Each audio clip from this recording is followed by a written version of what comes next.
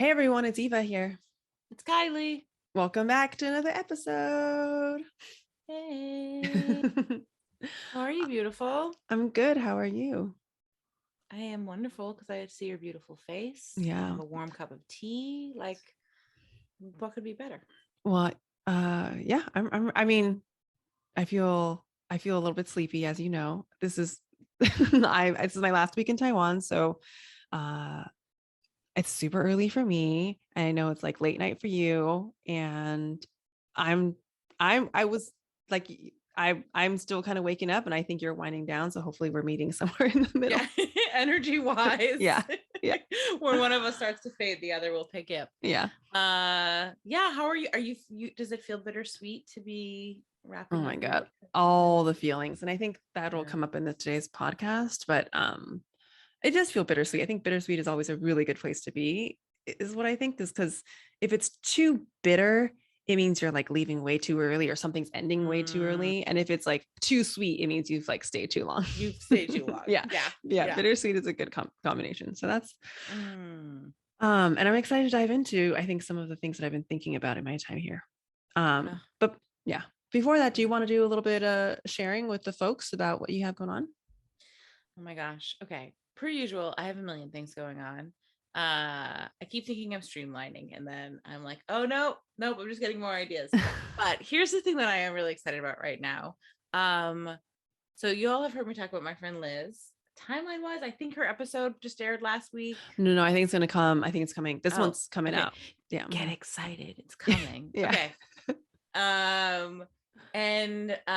Liz and I have been doing, we just did our monster school retreat. We've been doing these magic circles, which are these monthly calls where we just do these like really potent and mystical 90-minute activations. We've formalized all of the projects we've been doing too. We also have some 2-on-1 clients where both of us work with one client together, which is so fucking great. Shout out to you guys. And so we formalized all of it, and we like formed our own little partnership. We turned Magic Circle into a membership based on everyone. Like, that's how you know you're doing great, is like 2 months in, people are like, can we just sign up for the whole year? Can I just pay for this once and be done? Oh my God. So you can go to our new website, ravenandmerope.com. That's Raven, RAVENAND, Merope, MEROPE.com. And you can sign up for Magic Circle. You can sign up for the wait list for our upcoming retreats. You can learn more about working with us as coaches and magic makers. So yeah, I'm super jazzed about that. Also, it's a really sexy website, if I do say so myself. I haven't checked it out yet. I need to go look it up. Actually, I totally forgot about it. Very proud of myself. But yeah, it feels really, really fun to just, I mean, this podcast and the work that I do with Liz feels exactly the same to me, in that it is like this partnership that is just feels really electric and like just the most fun. So it feels really good to formalize that, and especially that's really exciting. great and to have the Magic Circle, which just has been one of those like really organic things where we did it once and people asked us to do it again, and then they asked it to be a membership, and like that feels really fun to be creating in that kind of responsive way. Mm-hmm. So it feels really fun to have that be official. And in addition to Magic Circle, we made a whole like community forum for people to come and like talk about magic and talk about Ragnarok. So it'll be great. I love it. Come join the membership. Yeah. I mean, I think that there's something incredibly gratifying about like formalizing something and like, what was the word you use? Like you like put it a package together. Yeah. Do you know the word I used? what? But okay. Well, anyway, I can just understand that being like deeply gratifying, but also as someone who has had the pleasure of being in like the magic of you and Liz, I just want to attest firsthand that like there's something definitely like energetically really powerful about being in this energy with the two of you, which I really love. So highly recommend it for anyone who wants to be, I guess, as you say, like showered with magic. That's like, it's kind of hard to explain. It's just like, just keep it simple. You just go and be showered with magic. Yeah. And you don't have to sign like if you're like, okay, I don't really get what they're talking about, but I'm intrigued, you can just Mhm. buy a single ticket, right? So Yeah. we still have drop-in tickets. And after you buy your drop-in ticket, you'll be like, oh yeah, this is the greatest. Here we go. And then you can sign up for the Yeah, membership. love that. Yeah, because sometimes you want to get a taste. That's me Yeah. very much so. Yeah. Like I want to know like what I'm getting 1000%. into, and then when they're going to be so obviously like enamored and hooked, they're going to be like, okay, now I'm ready. Duh. Yeah, especially because our whole like I still don't really know how to explain what it is exactly that we do, and I've kind of given up. So Mhm. my description is usually like, we're gonna throw lightning bolts at you for 90 minutes. Yeah. Yeah. So I think it's actually it's the better way to go, honestly, because it's hard to, it's like, let people just be surprised yes, instead come of and trying be to like put surprised in a and delighted. package. Yeah. Yes, Exactly. yes, exactly. Love So it. that is what of the many things I have cooking, that is what I am especially excited about right now. How about you? For me, come hire me to be your spiritual mentor, Yarl. I think that's Yeah, like basically it. do it. I'm gonna keep it short and sweet. I finished out with a bunch of clients before I came to Taiwan, and then I have a bunch of openings when I get back to Portland in a couple of weeks. So if you are someone who wants to like dedicate time specifically to spiritual expansion and spiritual exploration, where it's not necessarily going to be about, it's not about your job, it's not about your family, it's not about your career, it's not about like your health, it's not about like one thing, it's about like, oh, I actually just want to dedicate myself to my soul and do this important spiritual work. Those are the people who I love working with most. The people who come to me who are like, I don't even know how I came to you. I just know that my body is like, I need to work with you and devote myself, I think, to the spiritual journey. I'm like, yes, let's fucking go. Because then we can just be like really open, and then it becomes a space for everything. What I hear you saying too is like, working with you is not about fixing anything. Yeah. Yeah. Right. It's like, would like drop the fixing and learn how to just fucking be and exist in your own experience of living, and have Yeah. that perhaps be something that you, I don't know, get greater joy out of, I suppose. But what a beautiful thing to like get out of fix it mode. Yeah. That's a really beautiful reflection. I love that kind of things. Yeah. Yeah. And I wouldn't say it's not about fixing, but it's about, yeah, I guess being. But the paradox is, because it's always a paradox, is that when we focus on the being, it's not that things get fixed, but it's more that things that used to seem so problematic just drop off or have their own life and their own evolution. But you're right. Even as I hear you say that, it's so not like, oh, it's so not like, I think a lot of coaches out there are like, let me come into this space and we're gonna like go hard into, yeah, I don't know, fixing this like one aspect of your life. I don't know. I think there's something about that that can feel a little bit unsustainable to me, or short term and short lived. And I just know that this work is something much deeper than that, and much more like life giving for forever. Like I just know the things, that the experience that I get to have with my clients is, yeah, life changing, but it stays in your heart for like the rest of your fucking life. And I think that is such a honor and a privilege, because I know I've had that experience with some of my teachers too. And that's just like the best feeling in the whole world. Yeah. Yeah. I love that. It's funny. I was actually thinking earlier today, I had like a really, really, really gorgeous session with a client that had absolutely nothing to do with business and everything to do with business. And I was laughing, but I was like, I really think that the business aspect of my coaching is just like the like trap door or something. It's like, oh, come sign up with me because money is stressing you out. And like, we'll make that a different experience, but the way that we make that a different experience is by like actually dropping to a place where like, oh, money isn't even real, dummies. You know? Yeah, but that's like such a good point, because I think the point is like, I think you're doing something similar in that like you don't fix the money problem by looking at it's not for the money problem. It's like doing this like deep, really in like digging work. And then I think as I don't know, I'm guessing, but like as a byproduct, almost the money stuff changes. Is that accurate? Yes, I think that is 1,000% true. And I basically think that you're more honest than I am. Right. I'm still not pretending, but like, yeah, I think, I'm just cognizant that in some ways I'm actually still playing into the very idea that there's a problem to fix. Even as, anyway, I don't mean to make talking about your coaching and make it about me, but it's something that was running through my mind earlier today of like, it's like, I 100% understand what you mean. I'm gonna, and we're just gonna like take this and have the freewheeling conversations that we do. But I think what's so interesting is welcome to Hello Universe, where the promotion aspect of our show is actually just us. Exactly, it's just the podcast. What we do. Yeah. I actually had someone message me once that was like, "Oh, I didn't even realize that those were promotions in the beginning." I love that. It feels like very high praise. Yeah, what a huge compliment. What was the other thing that your client, I think, said about how our podcast is just chaos and something else? It was like, and I was like, that's exactly it.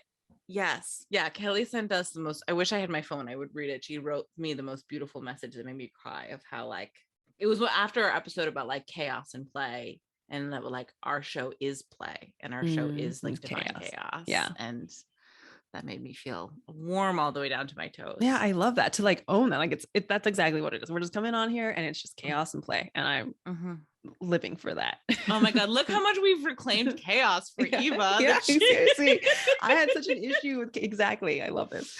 But back to this whole thing about your like trap door or whatever. I think there's something helpful about having a trap door, because I think for so long I actually didn't have a like this the doorway, and I think I really struggled with that. So I can see there's like, I don't think there's a right or wrong. I think there's like a benefit to that, but I will also say for me that I'm really glad I used to feel like I needed that, and I feel like I've dropped that, and I think that's been really liberating for me. But at the same, I don't know. I guess I'm trying to say I feel it's both ways, because I think it can be really helpful. Like it's super helpful to be like, hey, I'm going to help you with your money, and then you can come in and still do all the good, juicy, magical shit. But I don't know, for me, I think I just care so I just want to work with people who are like, oh, I know I want to work on my spiritual development. That to me. And then when those people come to me, I'm like, I fucking love you. Like, because you're my people. And yeah. Well, it's also cool because I feel like, you and I have talked offline about like messaging, many times throughout the course of, the podcast, just like you basically being like, hey, business coach friend, let me run something by you. Right. And it's actually feels really cool, because I feel like what I've been lucky enough to witness is just this, like you dropping deeper and deeper into yourself, and like any need for like explanation or like some like external hook, like it just continues to fall away. And it's just like, do you want to like blow your own fucking mind and be like, and like be a more spiritually embodied person? Then come work with me. And I think that's because that's always what you've been doing. Yeah. And I'm just seeing the potency of it show up for you more. Thanks. I mean, you don't need any explanation. Yeah. I mean, I appreciate being like seen in that way. I think because I for so long I got stuck in the trap of like, oh, it should be done this business way. And so it's been a real journey. I think it's taken time, and like it's been hard earned. So yeah. Whew. All righty. Feeling good? Yeah. All right. This week's episode, I think it's going to just be a little bit of a life reflection. Does that sound about right? Yeah, I think we both have some big and philosophical things per usual. Another week in Kyley and Eva's world, just chilling out with big philosophical questions. You want to go first? You want to talk Yeah, about stuff on your sure. I mind? mean, I want to like list off a bunch of things that I think are on my mind, and then we can just see where it goes. But Okay. this is very much of like a this is very much a friend, like me coming to you as a friend, being like, Kyley, like I just want to dish to you about my life, and I want your opinion, and I want to like I want your like analyze me if you want to, like give me help because I Yeah. just have I think I've been I haven't really talked about it much, and there's still stuff that is half baked that's not fully formed. But I can say that my time in Taiwan has been incredibly profound in some ways, and it's almost a lot of it I actually don't feel like I'm ready to talk about in terms of like what it is that I'm learning, and I feel changed from having Mm. been here, and like anyway, Do you so feel like that's always the case? Like that you always feel changed, or does this feel particularly transformational this trip? so I associate Taiwan with a place of like magic and change. Like this has been happening ever since I was a kid. Like I would come back here every summer, and so and I think there's something about, and maybe this is, I think there's something about like getting out of your normal everyday routine or whatever, Mm-hmm. and then like getting perspective. And so I think that's Mm. what travel is a lot of times. It's like, oh, I'm living in this box of a world, and then you forget that there's all these other ways to live and to be. And so like removing yourself from your situation, I think can be really helpful. So I think I've had the privilege of having that every time I've come back to Taiwan. Even when I was a kid. Like I remember going back to school in fifth grade and being like, "Shit's gonna be different." Like Mm. even in fifth grade. But I will say, I think this trip has been particular. Like it's always helpful. This one there was just like a bunch of random, like a bunch of shit that came up. So um more so than usual, I think. But so the things that and so what's happened is I think I've been just reflecting on my life and thinking about, yeah, that reflection process, that space for reflection, I think is so helpful. So I'm thinking about stuff with my living situation is what I want to talk to you about.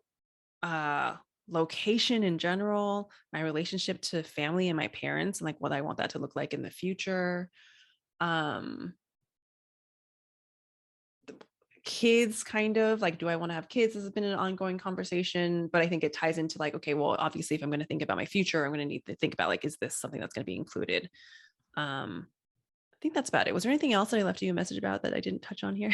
I think, well, like the way you the big umbrella that you threw out was like, what does it mean to like have Oh, permission to right. live a non-traditional life? Yes, yes, yes. And then these were some of the ways in which you were processing like that there's a script that you're running up against, right? Of like there's a Yes. script Okay. of like how we're supposed to live or how most people live. And so what I what I think is interesting that, as you were saying before we recorded, is like, how do I figure out what I want relative to what the world is telling me I like am supposed to do next? Mm-hmm, mm-hmm. Um Yes. uh Thank you for bringing that up, because I have always been really fascinated with the idea of like, I don't know what to even call it. It's like people and who live lives that are completely outside of the box. Like I I mean, literally think they've like broken out of the matrix. That's how I see it. this is really silly, but I'm like obsessed with tiny homes for that reason, Yes. right? Yeah, exactly. Yeah. Like Meanwhile, I live in 1,300 square feet and I'm constantly like, oh my fucking God, this house is so small. Like, I could not. I have this current fantasy that I would have a tiny house, but nobody would get to go there except for me. I want that for you because that sounds Yeah, amazing. Yeah. right. Doesn't Yeah. that sound great? Like maybe I would let like, my mom come and have tea, and then I'd be like, okay, now you have to leave. Okay. I'm So back to basically you my just want rights. your own apartment is what you're I saying. just like, yeah, I just want a hermit's cottage. Yeah. Um I love that, because that's gonna like that leads into a little bit of what I want to talk about in terms of living Yeah. style. But I'm really glad you Yeah. brought up this whole point about, yes, alternative, like alternative living styles, like people who, because I think I know, okay, I'm gonna be really honest with you. I think I know people who live alternatively, and then I'm like, wait, but also, do I know people, or are these just people who I like hear about or like see online or like And I think if I'm being honest, I think I do know a good chunk of people who have like just really have like for example have um moved away to another country where they can live really cheaply and just like, and they're not, my friend, one of my friends, Jojo, listen, she just like, she knows she's not going to have kids. Her and her husband live in Southeast Asia for really cheap, and Mm, they like run their yoga studio, and they do a bunch of mm, other shit too, but it's like yeah. that's it. And also I think, if I'm being honest, like part of the reason this is also coming up for me is because someone very dear to me at the moment, which I'm not gonna, will name no names, my age, 39, or she's a year older than me, 39, is starting a romantic relationship with someone who's 25. So Wow. way younger than her. Yeah. And we've been having a lot of conversations about like, she's like, this is so untraditional, and she's, she's doing the whole song and dance like, is this right, is this wrong, like, what are people going to think, Mm. blah blah and blah. and I think that to me feels like the thing that's tricky, right? Is it's like there's a part of you, it can be hard to figure out what you want when the voice of like when the external voice is really loud. So it's like there's one phase of figuring out like, what the fuck do I actually want? And then there's the phase of like, and how do I disentangle from my fear of other people's Mm-hmm. judgment or Mm-hmm. projections or whatever. But it can be hard to even like distinguish between those, I think, sometimes when the Exactly. story is so pervasive. Ingrained, yeah, Yeah. Yeah. exactly. Yeah. um so yeah, I think I would just love to start there, and like, Well, can I ask, can you speak to some of the kind of non-traditional things that you are considering? Because I also think what's interesting is that being like non-traditional, like living non-traditionally, is also a spectrum. I mean, like exactly. I'm a professional witch, basically, right? So, Mm-hmm. like, I think I'm all like, I think in a lot of ways, so we already are living non-traditional lives, and also I regularly feel like the most basic woman ever because I just go to like Dunkin' Donuts all the time, right? Okay, yes. And like hang out at the playground with my kids, you Yes. know? Okay. So this is exactly why I think I have such a hard time, because my mind, of course, wants to understand, like, wait, how, I don't even know if I love the word alternative, but like, how alternative is this? You're so right about it being a spectrum, because okay, okay. So to answer your question, here's what I mean. Here's how I feel. I am 30. Wait, how old am I? Am I 37 or 30? Oh, I think I'm 38. Sorry, You yeah. turned 38 in Okay, January. yeah, I think I'm Yeah. 38. Yeah, I was Yeah. forget. Now at this point, I just like forget. So I'm 38. I Yeah, so you know you're old when you're like, yeah, how old? exactly. One time my mom, I love this story. My aunt told me, this is like, probably 25 years ago. My aunt calls my mom and she goes, Sheila, it's Mary Agnes. How old am I? And my mom told her how old she was. Thanks, bye. And then she hung up. And at the time I was like 10 and I was like, what the hell? My aunt is insane. Shout out to Elise, her daughter, who listens to the podcast. And now I'm like, oh, I feel deeply seen by Yeah, Mary yeah, Agnes. totally. Yeah, because I don't know, it all just starts to blend. But like, yeah, so 38. First of all, I run this business, and kind of like what you're saying, like, is this already alternative? Part of me is like, I don't really know if this is all that alternative, because I feel like we live in a world in which so many people are just kind of like working for, like, no one wants to, not But no also one. we live in that world, right? Like there isn't actually one world, there's like many worlds on top of each other. Like we live in the world of people working for themselves. Like we know Yeah, a lot of entrepreneurs because we literally like hang out with them and have them on our podcast. yeah, Do you know what yeah, I mean? yeah. But I'm sorry, I'm interrupting you already. No, but I guess, but again, this is the spectrum. I'm like, is this normal? Like, is this not? Or maybe it doesn't, maybe it seems normalized to me because of what you're saying, like our community, and obviously how our life has changed once we started working for ourselves. But I'm like, or is this actually not normal? I have no idea. But sure, Yeah. there's that. But 38, not married, don't have kids. That's like another thing where I'm also like, I don't know, is that this is exactly, I'm like, is this normal or not normal? And it's such a fucking stupid question to answer, because I already know the answer is that there's no such thing as normal. But it's like, I'm Right. trying to like gauge, I guess. And I find myself oftentimes, I don't know why, but wanting to gauge like where I am on the spectrum. And I don't know if this is like That's some so weird.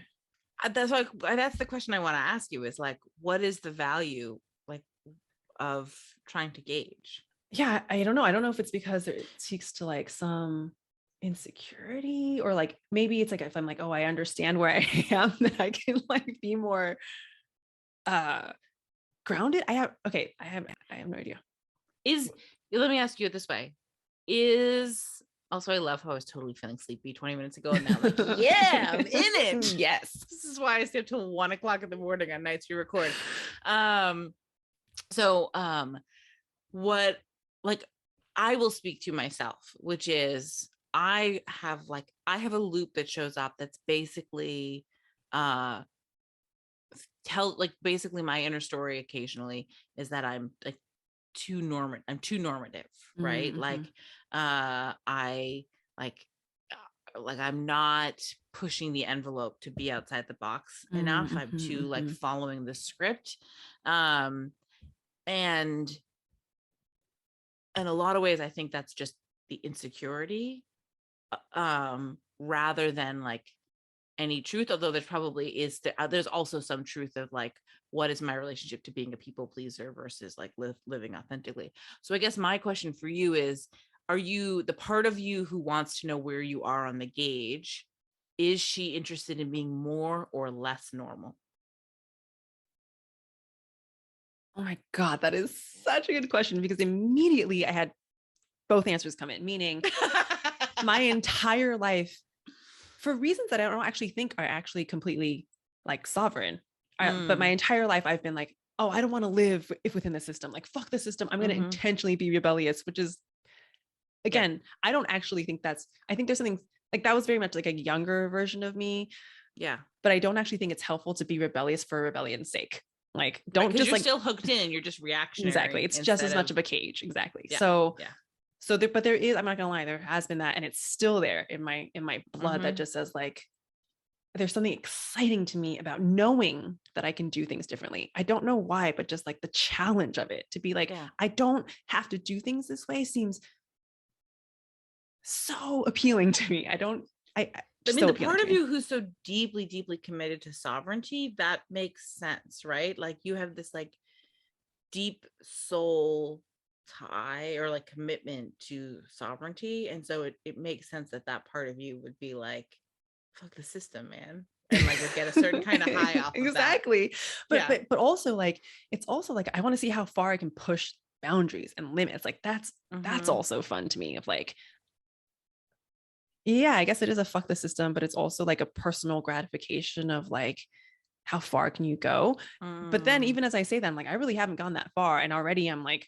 going back to your original question of like, what is appealing, or what I think about when I think about it on the spectrum. There's also a part of me that goes, oh no, like I'm 38 and I haven't had kids and I'm not married, I'm not settled down, and I don't know who I want to live yet. I'm still going to be like moving around and all this stuff. Like, is that bad? Is it like, I have the insecure thoughts as well. So I guess you're pointing out the issue here, which is that I feel both. I'm in conflict. And then I think I also judge myself about being in conflict, because I'm like, oh, Eva, you should know better than that. Like, none of this is real. And there is no such thing as normal. And I'm judging myself both, like in all. Oh my God. Yeah. So directions. You like both want to like blow up the system. You also want to be totally conventional, and you just want to be dissatisfied with whatever your choice is. Why are we human? It's such a weird fucking game. Oh my God. I feel very called out. And yes, that's exactly it. I mean, I'm the same. Like, I relate to this deeply. I can see this pattern clearly because I might be familiar with it. Yeah. So, and so I, what are this? Oh, no, go ahead. You go. I was just gonna ask if you wanted to speak to the kind of specific things, right? But you are trying to, in this moment, grapple with around the spectrum of outside the box, inside the box sovereignty. Yep. So, let's see. Gosh. I hate how much of this revolves around age. And this is one of those areas where I judge myself, because I want to be like, fuck, who cares? Like, society says that you should do things by have certain milestones done by certain years, blah, blah, blah. But it is very much a thing of like, okay, we've talked on the show about like, I don't know if I want to have kids or not, but there is a biological clock ticking and I have to decide within a certain amount of time. So I'm already at the tail end of that. Like, I feel like if I need to make I've been saying for the past 5 years, if I need to make a decision, I need to make it soon. Mm-hmm. And I haven't made a decision. So Yeah. it's about whether I want to have kids. Honestly, marriage isn't even on the table. Like we talk about having kids way more than even marriage. Like I don't. Is it because marriage is something that's like just not important, or are you actively not interested in getting married? I don't want to say it's not important. Like we've talked about, like if we were to move to Taiwan, Adam and I, like we would get married because actually he would need to for visa reasons. And I'd be like, okay with that. And we would like, that'd be okay. Yeah. It's more that like, I've never been someone who's like, I want to get married. Actually, yeah, that's it. I've never wanted to be like, I've never been like, I need to get married. And I've also never been like, I need to have a wedding. I've never been like, I need to have a ring. Like none of those things. Like it's not, I'm not judgmental of those things. Like if those things happened, cool. But I'm also like, if they don't happen, cool. So it's like a total neutrality. I think so. Fascinating to me. I mean, I think I'm neutral about literally nothing. So this is just really interesting to me. Yeah. I to be honest, I'm one of those people who's like never really understood like rings and weddings. But maybe if I had I'm sure that's what happens, right? Everyone talks about how it's like the greatest day of your life. I've heard so many people say that. So like maybe if I had a wedding, I'd be like, oh my God, this is like super fun. And you know what? And I probably would be like that. I would be like, oh my God, that was super fun. But I'm also not like, oh, if I don't have it's also really terrible for a lot of people because of that insane pressure for it to be the greatest day of your life. So yeah. I had a fucking great wedding, but like it's I think just to shout out to anyone who's listening who's like, oh, I hated my wedding. I think lots of people also totally hate their wedding. I just burned 20 grand to be miserable all weekend. Yeah. So I guess it's just like that. It's like I don't understand spending all of that money on like a ring when I would like much rather like be like, let's go to fucking Europe or like in India for like a couple of months. Like that'd be so dope. So yeah, I don't know if it's even neutrality. It's just like it's more of like a meh. Like I could totally go either way. So I guess that is neutrality. So marriage is more like, yeah, I've just never been someone who's like, I need to get married, but I would be okay with having kids without being married. And but if for whatever reason you need to get married for like, because it'd be easier for taxes or whatever, that's cool too. Yeah. Right. So, and then this is where my mind does a little dance of like, it's really not that big of a deal. Or I'm like, is it not to be 40 and not be married and not have kids? Because I'm like, I think it's 2022, like it's not that big of a deal. And then I'm like, wait, but is it a big deal? Like I keep doing this like weird like dance. I'm also again fascinated. I'm fascinated that whether or not it's a big deal is so loud for you. Yeah, exactly. It's like, what am I trying to mean? What does it mean? Like, what am I trying to make it mean? Yeah. Because I think I'm trying to gauge maybe if something's wrong. Oh. Like, yeah, this is it. This is where the societal conditioning comes in. I'm like, is something wrong? Like, is it, should I want this? Should I care? Yeah. Or is it bad that I'm 40 and not married and don't have kids? It is so insidious. Like it's like shocking to me that I would ask these questions because I'm like, oh, I'm so like alternative and I don't care about this stuff. And yet here the thought creeps in is like, is everything okay? Is everything okay? Is everything going to be okay? Yeah. Oh, that's fascinating. Yeah, that does totally explain why the like, is this a big deal makes sense though, because it's basically like, because if this is a big deal, then we like time's ticking. We gotta like get our shit on board and go try on some tulle dresses or whatever, right? Yeah. And it's interesting because it's like I'm just seeing it so clearly now. It's so obvious, but honestly, without having this conversation, I don't think I would have landed here so quickly. It was like, oh, I'm trying to assess whether or not things are okay based on, I'm letting the external dictate the internal, not letting the internal dictate the external. And it's always just so fascinating when I catch myself doing that.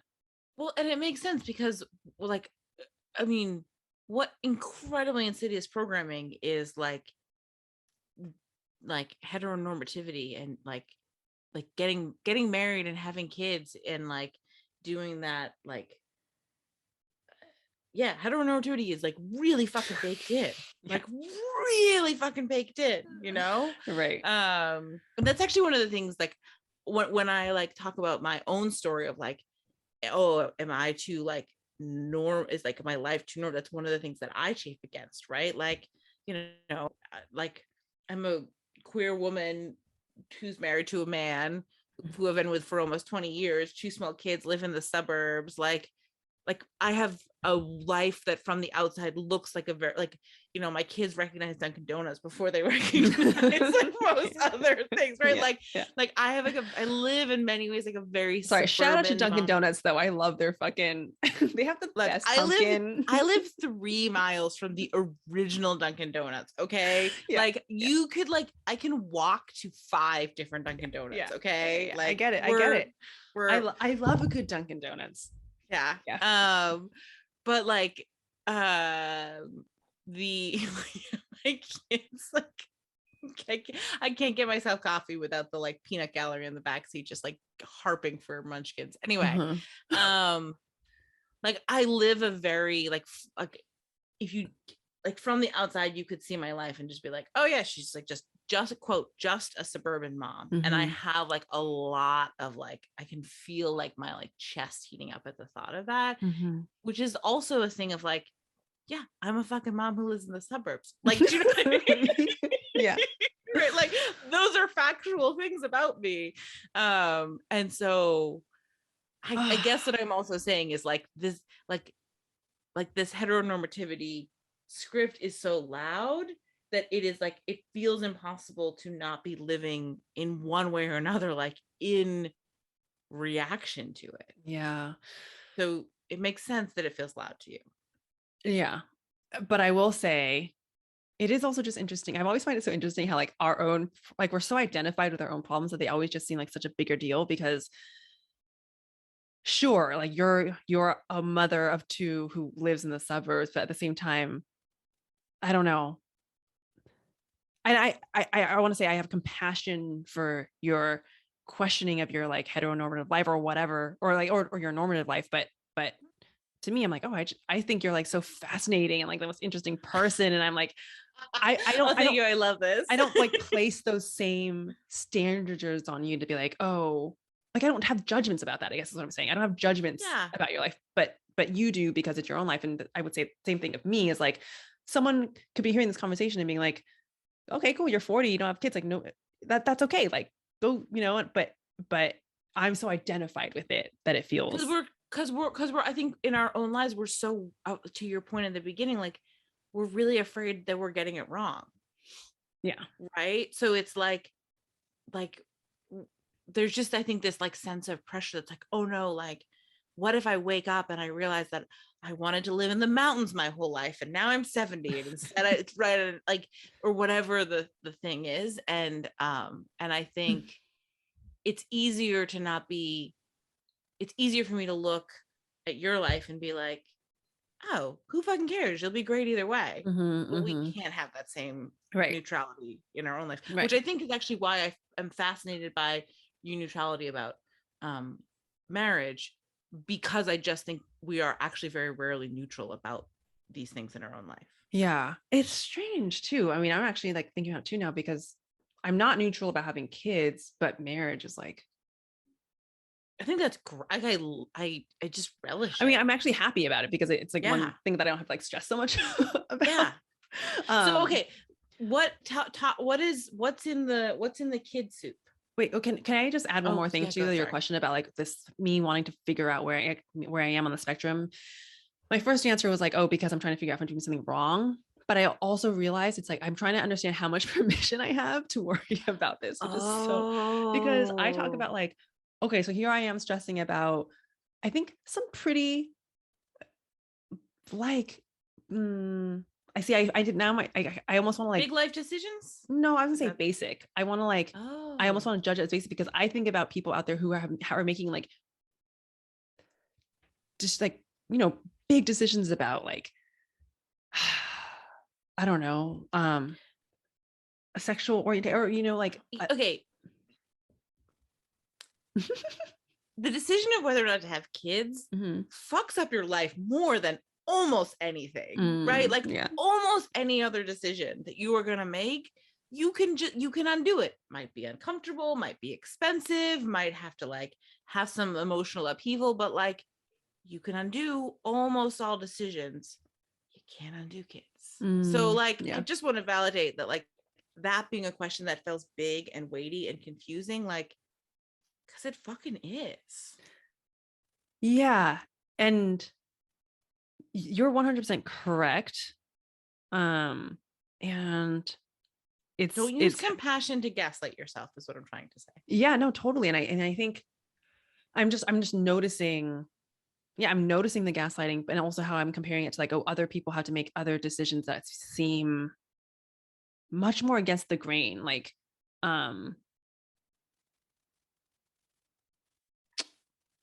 you know, I don't even know what examples I'm thinking about, but yeah, anyway, So are you saying like, basically,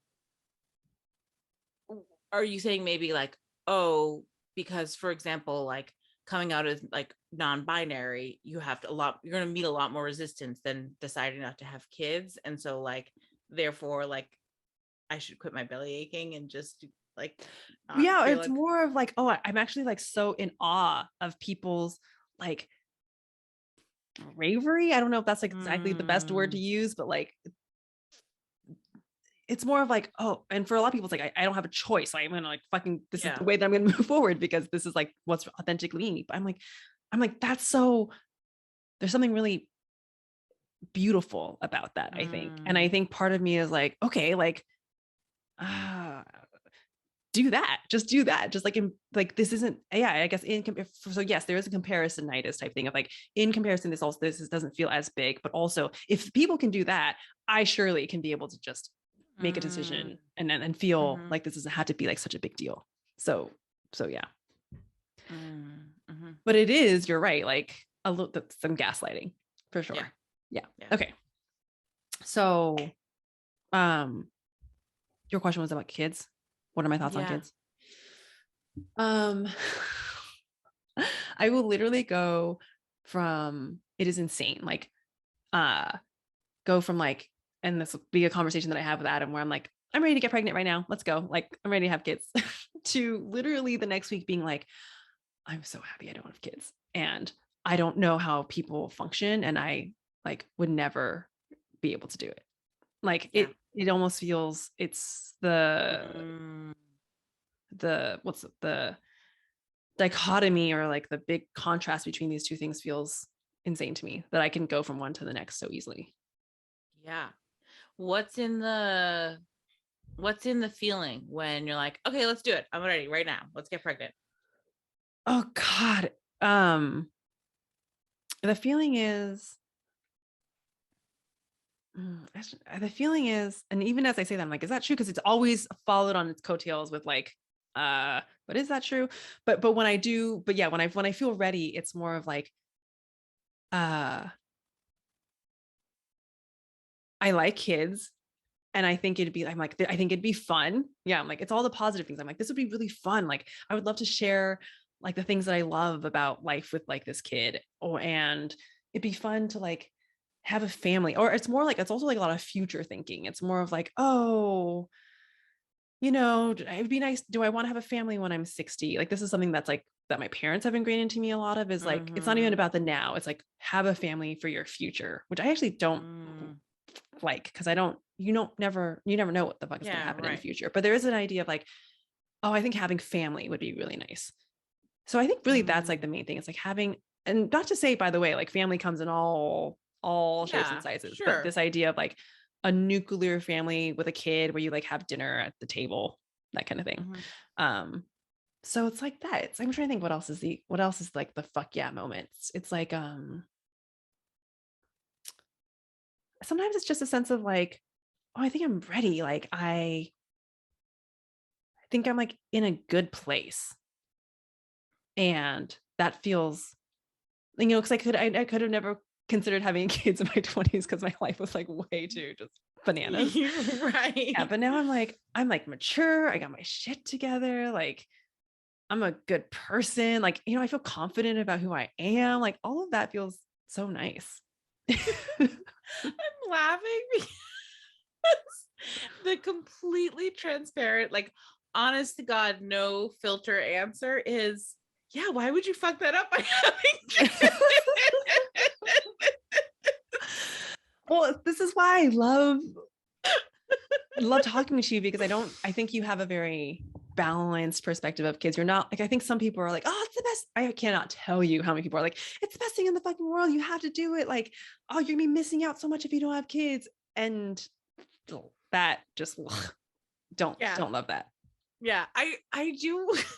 I think the last episode I like shared about some like parenting Ragnarok that I had. I'm actually kind of feeling a certain kind of way about how transparent I am that motherhood is complicated. No, are you But kidding me? I think this is, I just hope listeners, I'm like actually feeling like a like flushed. Okay, everyone knows I love my kids, and also parenting fucking sucks sometimes. It's hard. It's really hard. Okay, so that's okay. Okay, so that's again, this is another fucked up reason. So all of my thinking is all ass backwards. It's like it's just all complicated. But some part of me is also like, oh, people keep telling me that also, that parenting is really hard, but it's also like one of the most like not groundbreaking, but like, you know, anything that's hard, you will definitely learn from, right? Yeah. And yeah, that like Capricorn part of me is like, oh, let's fucking go. Like I kind of like, I don't want to miss out on that. I want to be like, part of me doesn't want to miss out on like the gold or like at the end of the tunnel or whatever. Do you know what I mean? Because we're constantly always talking about, I don't want to have kids just for that reason, because I also think that would be very ass backwards. But if I'm being completely honest, when you ask me like what's behind the yes, part of the yes is also like, I feel good about, you know, who I am as a person. Let's like go deeper. And I think motherhood is the ultimate, not the ultimate, but one of the pathways to deeper awakening. Yes. But I would never want to have kids just because I was going to use this child for enlightenment. You know what I mean? This is my tool for spiritual awakening. Exactly. I mean, that is 1,000%. My kids like cracked me the fuck open. Yeah, I mean, everything you're saying makes perfect sense. What's in the don't want to have kids bucket? Oh my God, Kyley, where do we even begin? This one's like, come on. Like, it's like, okay, the obvious ones. I love that I can go wherever the fuck I want, whenever I want, and do whatever I want. And that's like so important to me, even as a relationship with, even as like a partnership with the reason my relationship works with Adam is because he lets me be completely free. He gives me this space unlike anyone I know else in my entire life. He's like, do you like, you know, like it's just so freaking refreshing. Yeah. I like having energy. My energy resources are like really important to me. I am actually worried about like, you know, if chronic fatigue is like a thing and me tired, and now I can just, you know, do whatever I want. It's obviously less expensive. I can spend my money where I want. I love that. Like, yeah, it's the freedom. It's the freedom and also the alone time. And also because kids, I think, it's a lot of stimulation, as you know, being around kids. And I really kind of hate that, to be honest. Like I love being around my nephews, but I love that I can also just like go away sometimes. Like the overstimulation of like noise and energy and all of that stuff freaks me the fuck out. And also, and this will like play, you know, maybe this might come up in another conversation that I want to have about my parents, but I like that if I don't have kids, I know that I can be a resource for other things. Like I used to actually feel like confused, like this, the messaging of like, oh, like this was a long time ago, but this idea of like, you know, your worth as a woman is like you have kids of all. And now I understand that to be so completely different, that like the reason I can be here for 2 months and be with my parents who benefit from having me around, I'll say that, yeah, is because if I had kids, I couldn't do that. Yeah. And I think that's really nice. Can I hold up a mirror? Yeah. Yes, please. When you were answering the questions of why you wanted kids, Mm-hmm. it was very intellectual. And when you answer the questions of why you don't want to have kids, it was like, it was really emotional. It was like you were like awake and alive in that part of the conversation. Yeah. That I think really one could argue speaks to an answer. Yeah. Yeah. And I know this. And I can tell, it's like I'm animated when I'm talking about not having kids because it's like such an easy answer. Yeah. So that is helpful, but I don't know if that necessarily, I know that, but I don't know if I'm ready to say like that I'm ready to not have kids, Yeah. Yeah. Because I don't think I'm going to know if I like it until I have a kid. Because here's the truth. I actually think that if I had a kid, I like kids. Like I really like kids. So the truth is I actually think I would go through all the regular mom stuff, like the guilt, the exhaustion, but I actually also feel pretty confident that if I ended up having a kid, I would be like, oh, that was the right decision. Well, absolutely, because like I have a friend who doesn't have kids and isn't planning on having kids, who said like was talking about an earlier chapter in her life, and basically like anyway, she was like, if I had kids, then I would just be a different person. Mm-hmm, right? Mm-hmm. Like she's someone who's like really solid in her decision to not have kids, and also recognizes that at the earlier chapter when that knowing was less solid, it's like I would just be a completely different person. Mm-hmm. Right? Like, yeah, if you have kids, like, or a kid or multiple kids, like you will not,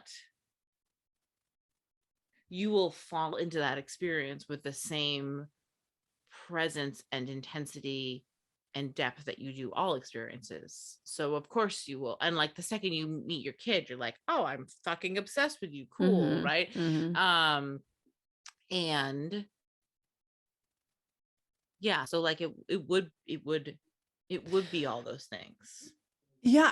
I'm actually one who believes that, like, you kind of like, you end up loving whatever. Well, is that true?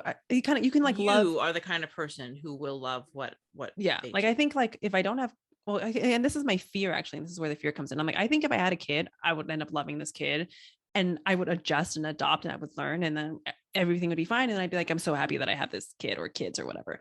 But my fear is that if I don't have a kid, I don't know, I might be in regret and be like, oh, because I will, yeah, it's different. It's like I can adapt to having a kid, but can I adapt to not having a kid? Because I might be like, oh, I never. So I remember reading this article years ago before I even had kids. There was actually this article about all these moms saying that they regret having kids. And it was like, I mean, these moms like was literally like they were all anonymous. It was I'm because the I think there's like one woman, and I was like, well, that's ballsy to put your name there because now your kids are gonna fucking Google this shit. But like the point being, like, and a lot of them were saying like, I love my kids, and also like I regret, I think I'm a better person not as a mom, right? Like, point being, we totally normalize regretting not having kids, but we don't give space for the opposite to be true. Right. And because that's just like too taboo to talk about. I mean, right. Like, God, like, look, here on this podcast, in which half the time I'm like raving about my kids, I make a joke about that is a totally earnest joke. It's not even a joke. It's actually just like, why would you fuck that up? And I instantly feel like hot and bothered that like, oh no, now everyone's gonna think I'm a bad mom. Yeah. And like in this community, which is like my safe space, that fear is showing up, right? Yeah. So it's like, it is not like, it is the least. I actually want to do a retreat one day that's called the monstrous mother, because it's like the one thing that you like really fucking can't be, right? So yes, you may, if you decide not to have kids, you may have to have a reckoning where you have some regret that you have to process. Like that might just be part of that process. And also, if you do have kids, you might have some regret that needs to be processed. Yeah. Which is actually, it's helpful. Like,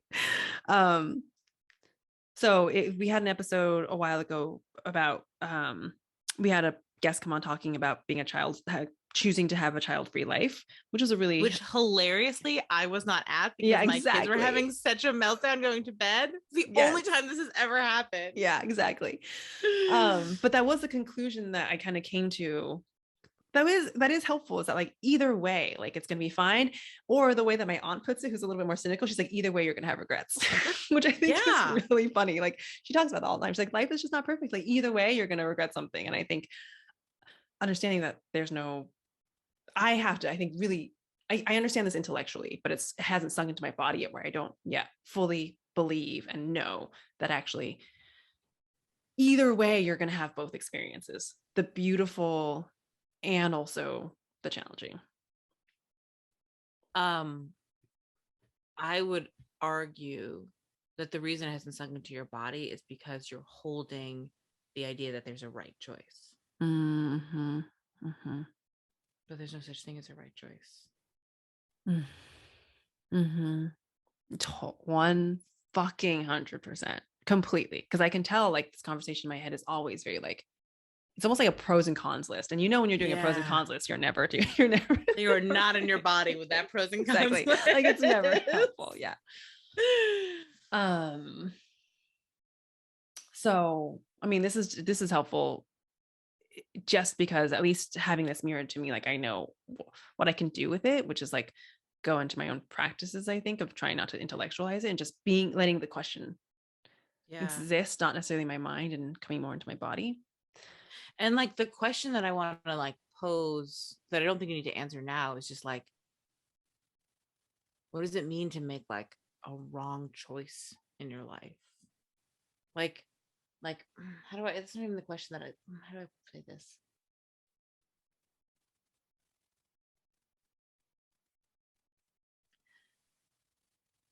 I just think we walk around all the time with this idea that if we make the right choice, we won't get hurt. And if we make the wrong choice, we'll get hurt. And so we have to constantly be monitoring to figure out if we're making the right choices. And I think that's why we do pros and cons lists. I think it's why we can be really hyper vigilant. Like it shows up in these little teeny things about like, should I bring the sweatshirt or not? Because am I going to be cold? But it also shows up in these like really big things, to your point. And like, you know, we're thinking about moving in the next year. Listeners are like, they've been talking about that for like 2 fucking years. Like, get on it. But it's like I have a similar felt sense of like, oh no, like we have to pick the town that's the town we're gonna live in. And like but also like there's no fucking town. There is no like one path or one answer. Like there's no good, there's no bad, right? Which is both it's not, I don't know. Do you get what I'm trying to say? I do, but I think, and this is the thing about having kids that I actually feel quite like shaking my fist at God for, is that you're right. Like the jacket or what town to move to, there is no right, or there literally is no like finite, definitive answer. That doesn't exist. But I think it doesn't, the reason the stakes feel so much higher with kids is because of this timeline. Like I'm aware that I can always adopt, and that's also on the table. Adam and I have also talked about adopting. But if I wanted to have my own kid and have the experience of childbirth and pregnancy, like it sucks that there is a time, like it's not like, you know, moving to a different town is like, okay. And like with Portland, and we might talk about that too, like, you know, Adam and I are talking about moving back to Arizona. Like you can reverse that, but you can't you can't reverse having kids, but you also can't reverse not having kids, because it is finite, and that fucking sucks. Like this is where I get, because to me it's all about like time. Like if time wasn't an issue, I'd be cool with having kids like 52. Like that would be okay. But I think it makes me so angry actually at God. That's like, oh, I have to make a decision by this point, which threatens the sovereignty piece, which we know is really important to you. Exactly. I think what's really interesting is I actually am trying to like point to something even deeper, which is not something that I can embody on a regular basis, but is like in all of existence, there's no such thing as right or wrong. Like everything's actually irrelevant, right? Like it's like the story of, you know, there's a million stories in Buddhism of like the monk who's just like, it's all the fucking same thing, right? And so I'm actually pointing to like beneath our, like, there's our intellectualizing, and then there's emotional wants, and then there's like our like journey of expansion through whatever path we take, and then underneath all of that is like, it actually is irrelevant. Which experience we create for ourselves. Yes, I completely know what you're talking about. I think that's like such a helpful reminder, because it's so hard for me to touch into that with this kids issue. Like I can just notice how it's like so hard for me to get to touch into that. I don't know how to explain it, because it feels so, yeah, I have such a, I'm doing this motion with my hand, like clenching. It's like, it's I think an area in which I feel so bunged up about that it's hard for me to drop into that more ultimate knowing. Yeah. But I know what you mean. Like, I think the fact that it's so hard for me to drop into that is sort of showing how bunched up I am about it. But I will say there in moments of just being present, that is actually where I do land. I have landed there, and then something comes up that goes like, nope, you have to like start worrying about it again or whatever. Right. Yeah, that's not a place. It's not a place I live, right? Or just a moment ago I was saying like, I'm not neutral about anything, right? Like I don't actually embody that often, but similarly it's something that I can like touch into. And as you were speaking, I could feel it rising up of like, oh no, the answer is like down here in the dark. Yeah, totally. You know? Yeah. And I think, and to be honest, even as you say that, it's pointing out for me that like I haven't even really tried to spend that down there, go down into the dark with this area. Like, I think I know how to get there if I wanted to. And so that's actually a really helpful reminder, because I think I can, like, if I make I don't know how to explain it. It sounds weird to say, but if I make an effort to, meaning like if I'm willing to go there, if I'm willing to go there, I think I can experience that more and actually get more used to that experience of being like, oh, it's okay. Like it feels like a warm blanket that just says like, everything's okay. And I think I choose I kind of choose to make a problem out of this, if I'm being honest. Just even hearing myself talking about it, like I'm choosing to be like, oh, I want to be like grinding my wheels about this. That's actually really fucking interesting, Kyley. That is interesting. I'm gonna like really, oh yeah, that's interesting. I think I'm choosing, like I'm like, oh no, I don't want to go down the dark like place. I want to make this a problem to think about. It's so interesting. I wonder, I don't want to project. Oh, please project. Well, for the you who, it's like, the truth is, what I've like kind of heard you say is like, like if you were to make a decision right now based entirely on your desire is to not have kids, right? And I don't know that. Oh, okay. Yeah. Well, or like you're the strong, if you had to like pick based on like the strongest felt emotion, right? Like from like where you're animated versus where it's intellectual, right? And no, you know what? I don't want to go here because I actually can feel myself. I feel like we were like down here in the void, and now I'm intellectualizing. Okay. Feel. Do you know what I'm trying to say?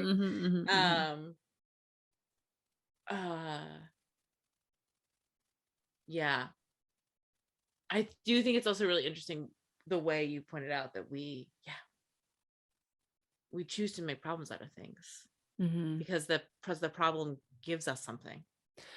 Yeah, there's a part of me that's almost like, wait, me making it a problem actually makes it feel safe, because I'm like, oh, if this is a problem, means I'm going to continue to work on it, and that's how I can find control and safety in my life. But like, what if this wasn't a problem, then I didn't work on it, then that doesn't mean that everything's going to be fucked up. Like, you know, it's that weird wires crossing where we're actually kind of being insane, where I'm like, oh, if I just surrender this issue, if I could just let it be, that would actually, I think, bring about like the highest like evolution of this issue. and I could like trust that, but I'm like choosing to just grind my wheels because that feels safer somehow. Yeah, I think about this pretty constantly or pretty regularly, how much like worry and overthinking. I used to not think I was a worrier until I realized that my constant narration is just worry. Right. That's interesting too, but yes, go on. But like our constant overthinking and analyzing and planning and plotting, like we create that it's we like I do it because I think it gives me safety. Like, okay, in my own business, right? I'm like, okay, like I have this new project I'm gonna launch, and I will, or like I want to like, make a lot of extra money next month or whatever, and I will start like just thinking and thinking and thinking, and like I know, because it's literally what I teach for a living, that is the very thing that gets in the fucking way. Like I am so deeply cognizant that there's no value in the like ruminating, and that it actively stands in the way of the thing that I want to experience. And yet I ruminate, I plot, I plan, I think, I worry. It's just fascinating how fucking baked in it is to create for ourselves that experiences are complicated and that there's a problem to solve. Yeah. I mean, it's literally habit. Like, I think it's like crazy. It's like meaning, and I think about this often too, because of meditation. It's like when I meditate, it's so interesting to be able to see how much of what I think it's like in my head, it's doing itself, like it's happening on its own. It's literally just, that's what a habit is. It happens automatically because we're used to it. And so I will start, like what you're just talking about, the thinking, the rumination, it just starts without me having any control over it, because it's I guess compulsive. It's like the same thing as like any other habit. You don't have to think about it and it just happens. That's what a habit is. You don't have to think about it and it just happens. Yeah. And but that's actually really helpful, I think, to point out, because I've noticed at one point when I was meditating that like anxiety for me was just a habit. It was, I had the story of like, oh, I'm an anxious person, or that I have to be anxious, or that I don't know, something about noticing that in my anxiety was a habit was actually really liberating for me, because it made me realize it wasn't who I was. It was just this thing that I was kind of addicted to, but I could change that. I love this point. Yes, I was just talking to a client friend about this the other day, about like she'd been in this like really like she just felt like trapped and stuck in this situation, like her living situation, what she wanted, and like everything just felt like icky and murky for a long time. And she was like moving through like pretty intense grief. It was just like one of those moments where like your job is clear to just sit still and like feel the feelings, right? And the clouds have been lifting, and there's like momentum and movement, and we were speaking about how this idea, it's like she's walked into a new room, but if she turns around, she'll think she's still in the old room. And if she looks forward, she can see that she's in a new room, right? But she's still in the threshold. So the invitation is like, it's really important now more than ever to like not turn around and look at the old room, because you will instantly think you're back there, but you're actually not. Which is maybe a funny metaphor, but it's what I was thinking about, to your point of like, there's times where we don't have like my whole 20s was like me being married to anxiety, and I didn't really have a choice to not feel anxiety. It just was like I was just everything I breathed. And now when it shows up, it really is a choice for me, and I really can choose to like put my attention elsewhere, and the anxiety fades.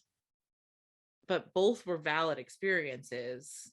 And now, yeah, it's habit versus compulsion. Yeah.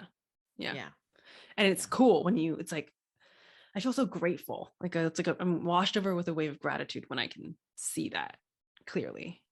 And also this like, it's like feels fucking wild when you're like, oh, I don't have to be doing this thing anymore that I've been doing for like a fucking decade. Like I could just choose something different now. Like whether maybe you could always choose, or maybe you just cleared enough rubble that now you can make a different choice. It's like, holy shit.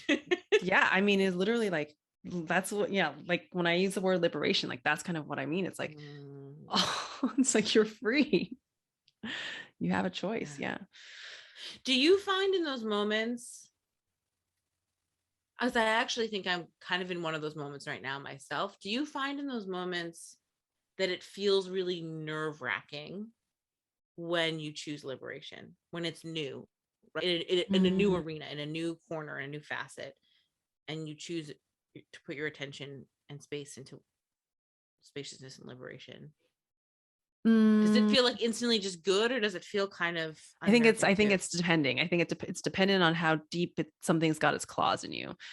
So like, and also I think it's, for me, I'll speak to me. I think it is not a one size fits all. It's dependent. Sometimes I'm so deep in suffering that sometimes like I've just like been miserable, that suddenly when I have that option, it feels like a wave of fucking relief, because I'm like, oh my God, I will choose anything over the suffering. Like I don't care how scary or unfamiliar it is, just give me a fucking way out. And and I'm stoked. So sometimes it's like pure elation or just relief. Sometimes it's more like what you're saying, more like, okay, no, sometimes it's more in the middle ground of like, oh, it just feels good. Like easy, boom, no problem. And then sometimes it's like, oh wait, this feels so fucking weird and unfamiliar, and therefore it's scary, that even though it feels kind of good, it also feels bad. And I think that's actually quite common. Like, yeah. It's that like last okay. That last one is kind of where I am right now in this really fascinating way. So a couple weeks ago, you very exquisitely helped me. I was talking about this like restless, nervous feeling that I'd been having, and you really helped me like point to like diving into what's underneath the restlessness, right? And that was very helpful. And I've been in that practice ever since. And it's pulling me deeper. I can't really even explain it, but I feel like every 24 hours I'm like, oh, we're into an entirely new cycle. Things feel like they're moving kind of rapidly. But I'm experiencing like the past couple of days, especially, this deepening awareness of something I felt before, which is, we talked about this on the show plenty of times, like our capacity to experience joy is directly related to our willingness to experience like discomfort and like you know, the more painful emotions. And I'm like, how do I even say it? It feels like it feels hard to put into words, but I can feel this really profound joy that's like showing up in my body, especially this week, directly tied to my willingness to dive into the things that are uncomfortable. Like I have felt more joy consistently over the past couple of days than I have in a long time, this particular kind of like deeply spiritual joy. And I have felt like fucking shit. But the kind of shit that also somehow feels like joy at the same time. That's actually, so the joy has this discomfort of like, oh, this is real joy. Like this is the joy of like pure joy of like, yeah, you are dissolving into everything, right? Like, and then also feeling these moments of like grief or tenderness that are also unfiltered in this way, that in their discomfort there's joy. So all of it feels uncomfortable, even as it all feels like joy, because surprise, surprise, it's actually the same thing, right? It's very wild. Can you talk a little bit about that discomfort? Yeah. Like, yeah. so you're feeling this joy, and the reason I brought it up just now was that it feels like this practice of like, oh, like, this is new enough that I could just opt out, right? Like, to the point that you were making of like, oh, I can choose this. It feels like this is a new enough habit that I could like close up this box and be like, nope, I don't like that. You mean Putting like it in turn, the back of the like you mean like closet turn around and go back into the room, the and turn familiar around room? and go back into the old room. Right. Because at least that was more familiar. Right. And so I'm really like making an effort to stay in the new room. Totally. But it's uncomfortable. Yeah. So was your question? So what's the discomfort? Like, can you talk about when you say it's uncomfortable, how does that show up? Is it just because it's, sorry, I'll let you answer that question. Is it just like a bodily sensation of like, oh, this feels like joy, and then there's like maybe there's not even language for it, but maybe it's just like a dis-ease, a sense of dis-ease in your body? The answer that I want to give is kind of funny, but so I remember when Nick and I when I first realized that I was in love with Nick, I was 18 years old. Maybe I was 19. I was 18 or 19. Little baby. I was such a little baby. It was so cute. And I remember like realizing that I was in love with him in the way that like only an 18-year-old can, right? And I remember like actually covering my mouth because I knew that if I said anything, I would say, oh my God, I love you. Yeah. And I like wanted to like feel the feelings. I didn't want to like create the exit, right? Of like the release of like saying, I love you. And that is the story that's coming up in response to your question, which is really funny and doesn't even make exact sense other than just like, there's an intensity to experiencing joy that almost feels unsustainable. Right? Like in that moment, that moment with Nick, I knew that if I said, I love you, it would be a release. Like it would the joy would be named and labeled and therefore contained. And therefore it would actually dissipate. I knew this intuitively. I didn't like have any of this language, right? Right. I was smart. I wasn't that smart. Yeah. And I think. Wait, can I interject for a second? Do you mean that if you had, do you have a felt sense that if you had said it, it would have diminished it somehow? Yes. Yeah. Okay. Because it would have diminished that experience in that moment, right? It was like such an intense felt experience that by like labeling it as like the words I love you, I would be like dissecting it. Totally. I feel that way all the time, which is why sometimes I like, and you've heard me say this on the podcast, like sometimes I don't want to bring things, if it feels really sacred, I don't want to bring it to the podcast yet because I just don't want to have to put it in, I don't want to ruin it by like putting it into words. Earlier today, I had the actual, I might actually cry speaking this. I had the actually most exquisite client session I think I've ever been honored enough to hold, which was the client like said something really profound, and then we went down to talk, and then she was like, actually wait, I think I need to just sit in that. And then we literally sat in silence for 25 minutes. And it was like we were like both basically in complete tears. We were both like, it was yeah, it sounds really beautiful. It was really fucking cool. Because and both of us afterwards we were talking about it, and both of us had like things come up, and then we're like, nope, speaking would ruin this. Nope, speaking would ruin this. Nope. Yeah, I have the greatest job in the world.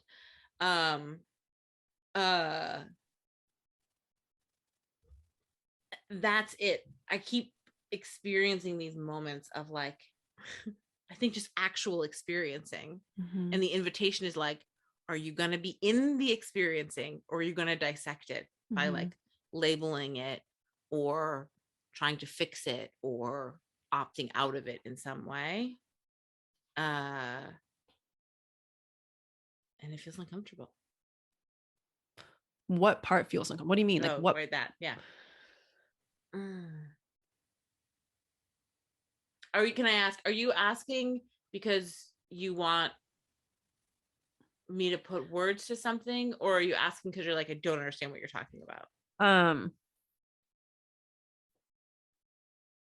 Kind of both, as in I'm asking because I'm like, yeah, I think I want to better understand, because I don't know if you understand, or I don't know if you understand like what is like what, when you're saying this is uncomfortable, like I completely understand that the concept of like not like the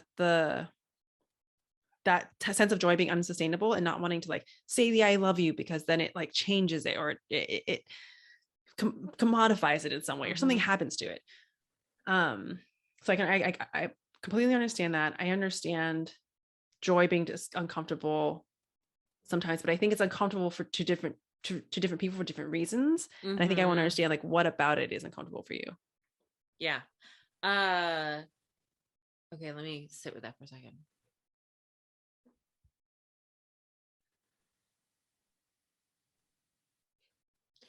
Honestly, I think when I really have these moments of like experiencing joy or experiencing like grief or fear that touches into joy, because I'm in them enough that they touch into joy, I can feel my own edges dissolving. Like I can feel the way in which I don't exist the way I think that I exist. Yeah. And if I actually allow myself to sit deeper in this experience, I have to let that, I have to continue to dissolve. And I think that's the discomfort. Yeah. I hear you saying that like if you, it's going to challenge your perception of reality. I think like that's almost kind of what I'm hearing you say, of like and that's always scary. In particular, it's like it challenges my perception of reality outside of narrative and story, right? Like I should show you, I should post a picture of this on Instagram. I have a statue, or like little candle of a laughing Buddha that I bought like as a gift for someone, and then I never gave them, and I just like had it forever. And I was like, what the fuck am I gonna do with this? And then the other night I was like decided to do like a deep meditation, and I made some ceremonial cacao, and I was like, I'm gonna light this candle, and I set the intention to like to experience a greater, like I set the intention for like a greater depth of experiencing, right? And the candle burned in the most perfect way, which is just the top off of his head melted. Love it. And it is like, I'm like, I never want to burn this again, because it's just like this perfect reminder of like, do you want to actually like experience your life? Get the fuck out of your head. Like head is gone. Birdie came along and was like, we should put googly eyes. You're like perfect. But what I can feel unraveling is, and maybe this is the grieving that I'm also doing, is like I have a really strong attachment to being intellectual and to language, and I can feel that the very thing that has to dissolve in order for me to like experience is to not be fucking smart. Right? So even when you said like, oh, it's questioning your perception of reality, even that, like that length, that feels like more story. And I feel like what's actually happening is that I'm getting kind of like the invitation, because I can still turn around and go back to the old room, but I'm getting like ripped out of story. I'm getting like ripped out of intellectualizing reality, which is my favorite pastime. It's why I have a fucking podcast, right? I know the paradox of it. It's just the irony of it really is hilarious. Yeah. And it's uncomfortable because intellectualizing shit is actually like, that's how you understand the world. It's my security. It's like my Mhm. ultimate security blanket. Yeah. Any problem that the world throws at me, I can brain my way through it. Yeah. And I can feel that this new doorway that I'm walking through is like cool, but we've melted your brain and it's not invited into this room. Yeah. So,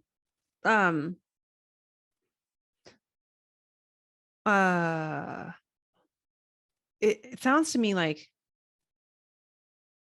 I mean, this is gonna, correct me if I'm oversimplifying it, but it sounds to me like the solution, answer, way forward, whatever you want to call it, is like, so when that discomfort comes up, is just to like be with it.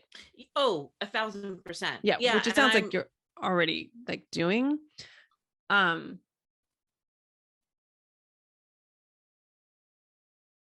And I feel like, so you're talking about how like things are just dissolving, because like I feel like dissolving in itself is scary, like, right? Because and I think we've talked about this before, like it's so uncomfortable, or we're just like, what the fuck is this? Like it feels really scary, but I feel like the irony is that everything that we want is on the other side of that dissolving. Yeah. It's just that like, and again, I struggle with this. Like sometimes I can, and sometimes I get there. Sometimes I get to the edge and I jump in. Sometimes I get to the edge and I go, no, and I come back, and that's okay too. But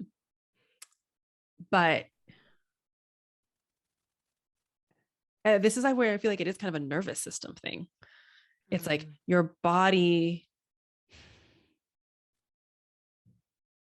it's hard to explain. It's like, I guess a simple way of describing it is like, can you literally feel the sensations of the discomfort? And then I feel like when we can feel the sensations, that's like, that carries us through. Yeah. And that is, because that's the actual only option, because anything other than just like feeling even more deeply is to opt out and to go into the old room. Mm. You know? Yeah. And I think what continues, I think what continues to be very interesting to me is how I am perhaps equal parts. The sensation of like joy and grief are different, but they are actually equally uncomfortable to me. Yeah, I think that's the piece that I kind of want to like, because this is thematic. Like this has come up, Yeah, right.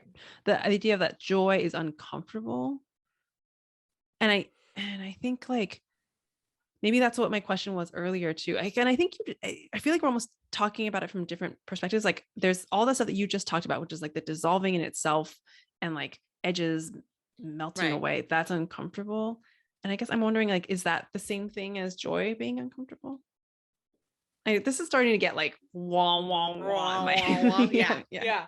I think they're like Venn diagram style overlapped, but I think I don't think they're exactly the same thing. So joy, I think it's worth, for all that I'm now talking about how language is irrelevant, I'm going to be specific about language. I think joy is I use that word very explicit, like specifically. And I think joy is not the same thing as happiness. It's not the same thing as contentment. It's not the same thing as pleasure, right? For me, joy is this kind of ecstatic, felt, embodied ecstasy. It's like, it's not like sharp and spiky like excitement, and it's not like a low hum like contentment. It's like all consuming. It's rapturous. And also it's like it lives in my heart and then just like kind of spills out into the rest of me. And I actually think that emotion is uncomfortable for most of us. Okay, so I can't. Okay, this is what it keeps coming out to me. This is what was coming up 5 minutes ago, but I didn't know if it was accurate. But I keep thinking about orgasm. Like, oh yeah, great. Let's go there. Yes, thank you. I feel like this is the parallel is that like an orgasm, I think for some women can be challenging, at least maybe when you're like unfamiliar. If you're like, maybe especially like if you're new to sex, or if you've never had an orgasm, it's just like you have to like completely let go. It almost, okay, I'll just describe my own personal experience. It's like it's it's so intense, and you get up into this like edge where I can't have an orgasm unless I'm like totally let go. There's no holding on at that moment. It's like it's so pleasure filled, but it's also uncomfortable until there's an edge. There's an edge in which it's like uncomfortable, and I can only enjoy the pleasure of it if I'm just like completely, I have to be able to like completely let go. But there is a discomfort in that as well. Is like there discomfort in the letting go? Is that what you mean? Or yeah, I think it's almost like the pleasure is very overwhelming. It's like all consuming, it's rapturous, and it's almost like a very, it's an intense physical experience, I guess is what I mean. And that intensity for many of us that's the scary part. Like joy, rapturous joy is a very intense feeling. And I think that's why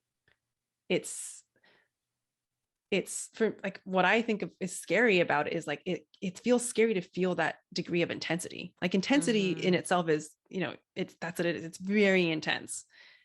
And we have to be like, can I feel this or not? Because I think in moments of like real intensity, our ego doesn't exist, even if it's just for like a fucking millisecond, right? But our ego is like the chatterbox narrator, and beneath that, like there's like this like wild experience that's available to us. And when we have these like intense experiences of rapturous joy, whether it's like me crying while watching Encanto and snuggling my kids, not even the sad part of Encanto, just the fucking opening credits, or like a really intense orgasm, it's like some part of us doesn't like the part of ourselves that is so tightly controlling doesn't exist in that moment. And that is uncomfortable, because that's what we're actively resisting all the fucking time. Like, right? Like control is just constantly trying to like reassert. And in these moments of like profound joy, that control, our control center dissolves. Yeah. I mean, yeah. So this goes back to our episode about like, is joy actually death? Yeah. Which is an episode that I would highly recommend that everyone go back and listen to. It was like, so really, really great. So I would say yes. So, it's coming back to this. And I agree. Like, it's scary because that part of us has to die. But I will also say though, I don't always feel that way. Meaning sometimes I'm okay. I don't know. I don't know where I want to like take this conversation, but this idea of like, you've talked about your discomfort with joy. I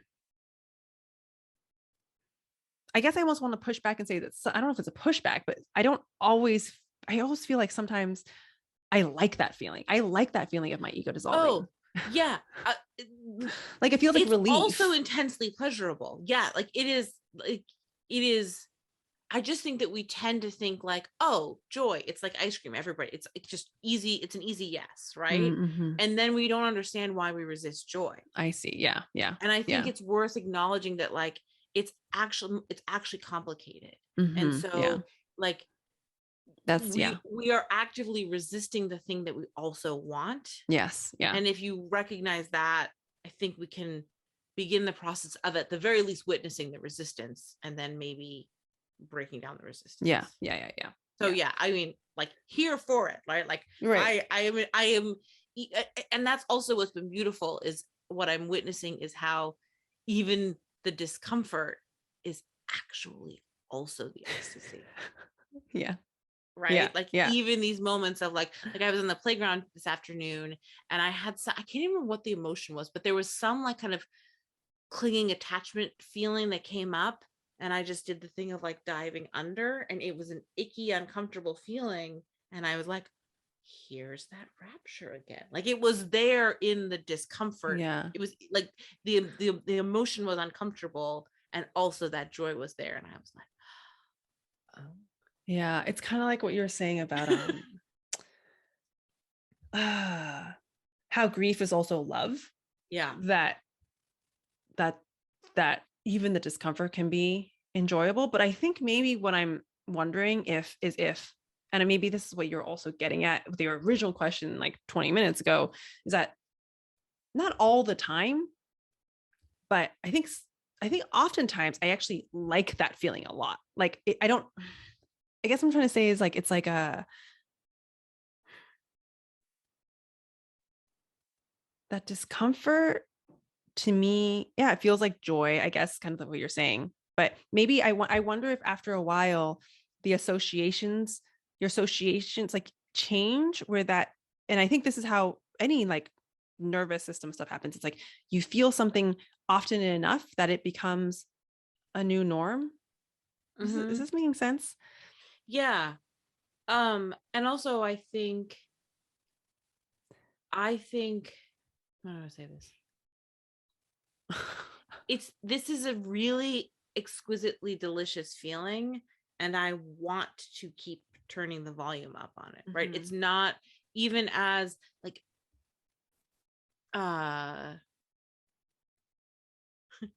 again, if we're going to return to the themes of sex, it's like pain and pleasure are actually intermingled, right? Like sex isn't any good without a little bit of friction, right? Or maybe a lot of friction, depending on your preferences, right? Yeah. Like tension is direct, like can like directly feeds our experience of ecstasy. So yeah, it is. I guess what I'm actually, I think, experiencing, and this is really, thank you for holding the space for this. I think what I'm actually experiencing is a felt experience of paradox. Like I feel like I'm receiving in my body the way in which there actually is only an intellectual difference between pain and pleasure. Yes. I'm blowing my own mind over here. Wait, can you say that one more time? Because I thought that was so. There's only an intellectual difference between pain and pleasure. And as I am saying that has both been my felt experience this week, and also that makes no fucking sense to me. Like, just so we're clear, right?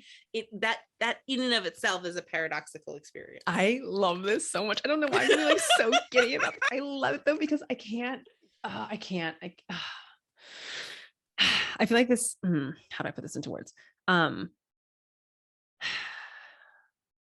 I feel like you are touching into and like something that is true that is like really hard to understand. I don't know how else to explain it. It's like, I think this is like what the great sages and mystics of our time, including Buddha himself, have talked about. And it's such a, I don't say hard, or I don't know, like a esoteric place to touch into. Yeah. And I think naming it is great, because I think for me anyway, it's oftentimes like the first entry point into something. But then afterwards, even if your mind's like, I don't understand, like even if you're listening to this and your mind is like, I don't understand, like I hear the words, but I don't really understand like what the fuck you're talking about, that's okay. Like I actually think that's totally fucking okay, because I think the body can understand before the mind. And so this isn't, because the body already knows this. Yeah. It's like, I would even say like, and this is something that I do all the time, is like, if your mind doesn't understand it, fuck it. Who cares? Forget about it. Your mind does not need to understand. Just like my melted Buddha statue. Yeah. Like just the mind is actually it's the problem, even as making anything the problem is its own problem, right? Like blah blah blah blah. Yeah. but like, Yeah. just let your body receive this. And then, for some people, you might be picking this up and like, you're like, okay, yeah, I got this. Well, I don't know. Who knows? But for some people, it's like, this might be a seed, and just, you don't even have to do anything to it. Just living your life is watering it enough. And then eventually it's going to sprout and you're going to be like, whoa. Yes. And I know that Yes. sounds, I want to be careful because I feel no, don't be careful. This is great because we're just sorry. Yeah. Sorry. It was really rude of me. No, I don't want to like, I don't know. I don't want to, yeah, I don't know. I don't even remember why I said that. I can't remember what I was going to say. So fuck it. Okay, great. Because I want to like double down on that of like, I want to speak into existence that like, that this is magic, that like some dose of what I am very newly experiencing, and also at the same time it's a very familiar experience. Like I am speaking into existence that if you're as you are listening to this, wherever you are in time and space, it is planting that seed that Eva was just talking about. So you don't need to understand it. You don't need to like create a to-do list around it. It's just a planted seed. And now it's a knowing and expansion that's growing within you. Yeah. And I can say that because, well, just from experience, but also like, I know exactly what the fuck you're talking about. I know exactly what you are talking about is what I'm trying to say, which is why I can say this from a place of like, I guess what I wanted to apologize for is like, I don't want to sound condescending or being like, oh, I know, like, I didn't want it to come across to listeners as being like, okay, just like being like, oh, you don't know yet. And so just like, let this be like a seed and then it's going to like grow, I don't know. But like, but I can say that I do know exactly what the fuck you're talking about, but it's 100% in my body. Like I don't like, it's almost, it would feel silly and pointless for me to go back and be like, oh, let me, I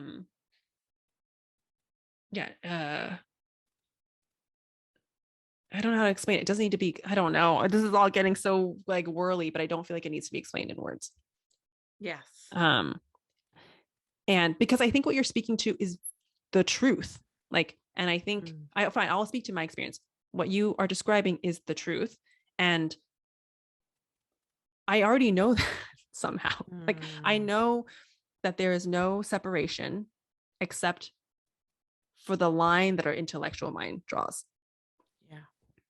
Yeah.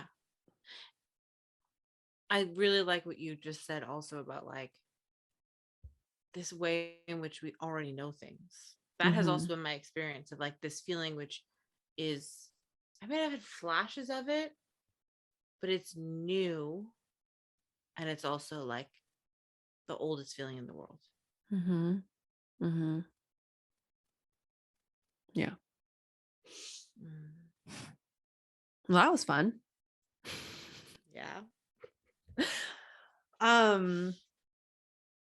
That was fun. And I wonder if we're going to come back to it more because I don't know. I feel like I'm still personally very curious and invested in this whole like joy is discomfort thing. I mean, I think look at it this way. How many of us want to receive something and struggle to receive the thing we want? Like that is such a common human experience. Do you mean like, can you give an example? Yeah, like, people, you're hungry for love and we turn away from the people who love us, right? Like we feel lonely and we turn away from the people who love us. We like are, I mean, I do a lot of work with my clients about like how even as we're looking to create wealth and bring in more money, we have all these ways in which we're actually afraid of allowing ourselves to receive money for a variety of reasons, right? Like I think we are constantly, or like we want rest, but we make ourselves run around 1,000 times before we can actually have rest. Like most of our life is ordered around. Yeah, like it doesn't feel safe to have joy. yeah, to like not actually allow ourselves to have the thing we think we want, or we like put it up on a pedestal, and by the time the day gets there, we're like fraggled and like stressed, and we don't enjoy the thing that we thought was going to bring us joy, right? Like we all, if we didn't have a complicated relationship to receiving joy, we'd all be a lot fucking happier. Yeah. Yeah. Right. Yeah, like yeah. the evidence is in our like kind of collective shit. Yeah. But I think the question that I keep, like, I feel like I'm honing in on this because I don't know It's why, maybe good. because I'm Yeah. confused, but like, that's true. I'm guilty of that all the fucking time. Like, right. Like I want rest or I want a vacation and I get here and I'm like, feel bad about having on vacation or whatever. Right. But, and I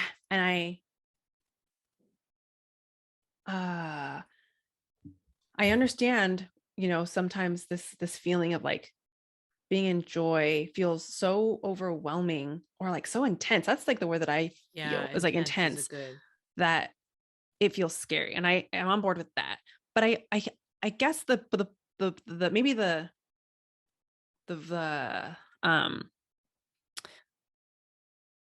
like the perspective I want to make space for is that I also oftentimes get to that point and it also feels really good, is what I'm saying. Where like it doesn't always feel scary for me, is what I'm saying. Sometimes it feels like a 100% fuck yes. And I think that's important to say, because I don't know you if don't want to script that it has to be, that there has to be resistance, that it's always scary or uncomfortable, because sometimes it feels so freeing. I think especially because, like I was saying earlier, if for me, if I'm in suffering and then it's like by the grace of God, something comes in, literally it feels like grace. Sometimes it's like, it's not even my own doing. Suddenly something comes in that makes me feel my body or reminds me intellectually that like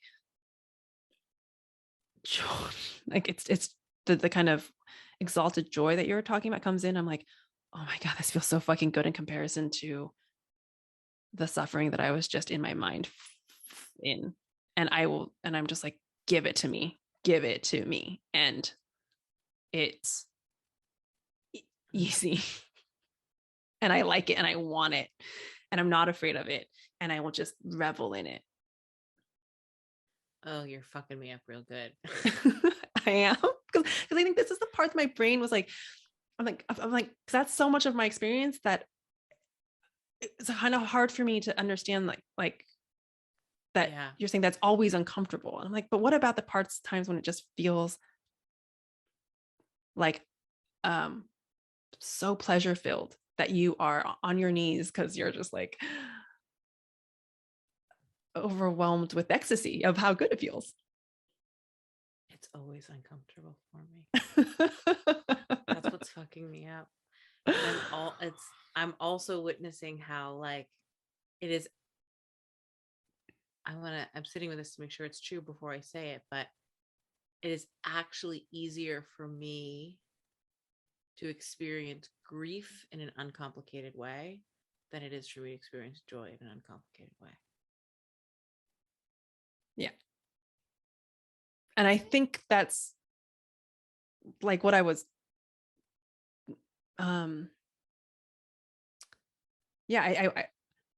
I wasn't sure if that was what I was picking up, but but what I'm trying to say is that it's not gonna be like that forever.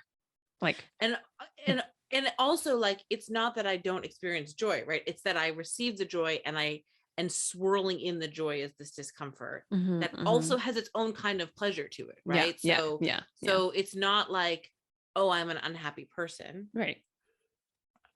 It's that it is actually easier for me to feel like whole and safe and like deeply connected in grief than it is in joy. No wonder I like doing shadow work. No wonder. Oh, wow. I mean, maybe eventually you'll just do joy work. You know what I mean? Because like I literally just had like a full body sense of revulsion. So, it was subtle, but it was there. Yeah. And I don't think we have time for it now. Sorry. I also want to clarify, when I say to talk about like, I mean like those moments where grief is transcendent, right? So I'm speaking to like, it is, I can access transcendence in grief with potentially greater ease than I can just like sit and enjoy. So I'm not speaking to like that I'm more comfortable in misery, although one could maybe make that argument, but just, yeah, that joy has a particular kind of edge. That's really, which I in some ways have been aware of, but I think I was projecting out as all of existence. Well, it might have a special Kyley flavor to it, is what I realized. Yeah. Well, I mean, and again, I don't like, I'm very tempted, but I'm also realizing this, you know, we're coming, I feel like we're coming towards the tail end here, because this could just be another episode in itself. And maybe, who knows, maybe it will be one day, but I want to, like, the open-ended question is like, why? Like, why do you think that is? And what's interesting is we'll see if that shifts, but I'm already like, oh, who fucking cares about why? Let's just dive into that. If you don't have to, exactly, like if you're in a place where, I would completely agree with that, you don't need to know the why. But if you get stuck and you can't access that, then that's when you want to go into the why. But because this has been really interesting to me, because this is the theme that's been coming up over and over and over again, almost this like, I guess it's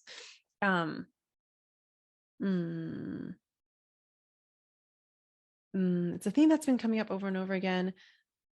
I'll just keep. I mean, we did a really early episode where a friend of yours came and talked about Byron Katie's The Work, and she like used me as a guinea pig, which is really, really beautiful. It was early on, and the thing that we talked about was like the thing, because you have to, it was like, okay, bring a thing or a topic or a story or an experience, and it was about like, as soon as I sit down with my kids, I would like feel the compulsion to go fix something, right? So that's like a tactile experience of opting out of joy, which is just to say, this conversation is like very like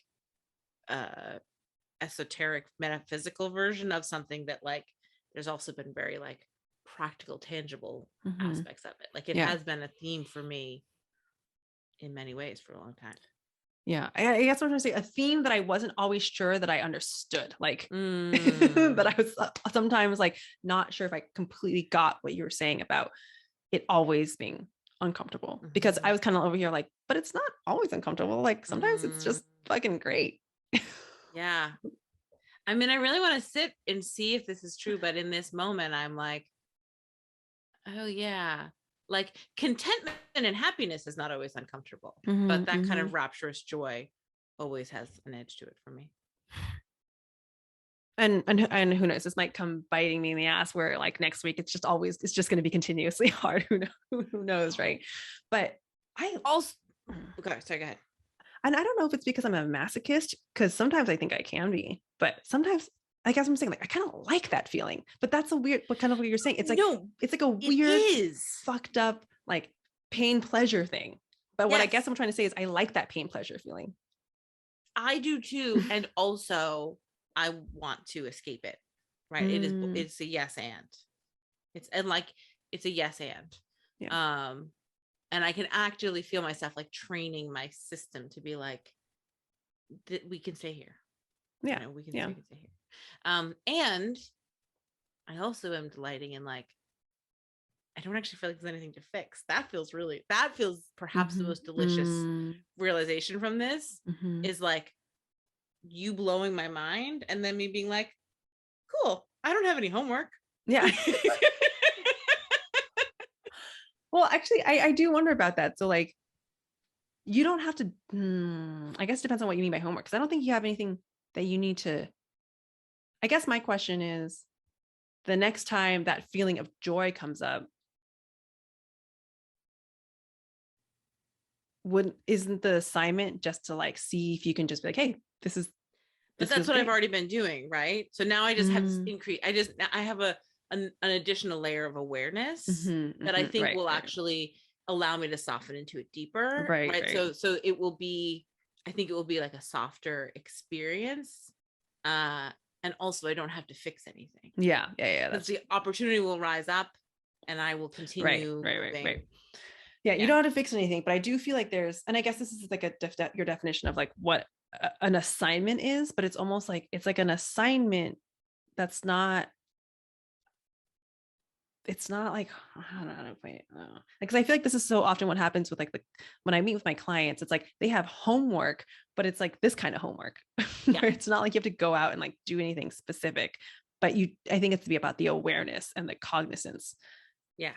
And that in itself, it can be just like so helpful and game changing. Yeah. We'll report back. Yeah. I am sure. This was, oh my God, Eva, you just blew my mind. This is the greatest. Thank you. I mean, likewise. Same. We didn't even get to you moving to Arizona. Like I thought that was going to be a short little aside. Yeah. I don't worry. I'm sure you'll be hearing about it. Yeah. There are other things. I would like to come back to this conversation about alternative living, and also just, I think how, I just think there's gonna be some changes coming up maybe in my life, and I don't really know what those changes are yet, but you, dear listeners, will probably know when I know, because I'll come on here and ask for Kyley's advice. Amazing. Yeah. Eva, before we sign off, what's bringing you joy? Oh, now that question has like such delicious extra meaning. Yeah. Let me think about this.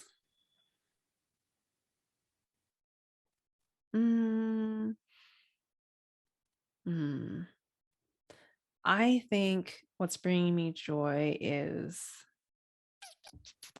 how to explain this? On like a logistical level, my uncle and aunt took me and my mom out for like a little day trip the other day, and it was a big deal because my mom, I almost want to stop saying that her health isn't good, because I actually don't think I don't like that energy of being like, I always have the story of like, she's not in good health. And I feel like I just keep saying that, and that's just like reinforcing it somehow. In fact, really the story that I want to promote is I think she's doing really amazing in some ways. And the whole story that I want to tell is that like we went out for this day trip, and we like drove into the mountains, and then we drove by the beach, and she hasn't seen the beach in like, she hasn't seen the ocean in like 20-30 years maybe. Like she doesn't get out a lot. And so, and we took these pictures of her, she was like out in the sun. Like I never see her in nature. And because in the past it would have been really hard for her just for different reasons, and there were all these circumstances that just made it really easy for her that day. And I was like, whoa, I've never, like, this is a new experience for me. Like I haven't been out in the sunshine, like out in the world with you like this in a long time. I'm actually getting like kind of choked up about it. So it was like, wow, like she's really, and she's, old. It's just crazy. It really, like, yeah, it like makes me believe in like miracles. This idea of like people can really fucking change in a lot of ways, like physically, mentally, like it's like astonishing. Like it gives you so much hope for people who feel like they're stuck in a certain way, or maybe they have a family member who's just like stuck in a certain way. If you ever have any kind of like health issue or like a mental issue, like wow, I'm getting like really choked up over this. Yeah, like she's in her 70s now. I think, is she like 60? I don't know, late 60s, early 70s. And she's like getting healthier, which is pretty fucking phenomenal. So Eva. Yeah, I'm like, really cool. Yeah, and it was like just like such a beautiful day, and no drama, no conflicts. Yeah. Oh, I love that. So joy that brings tears. All right. Sorry to like hand over the baton to you. Thank you. Whenever I happy cried, Desi was like, what Yeah. Mom, what do you stop? He is not a fan.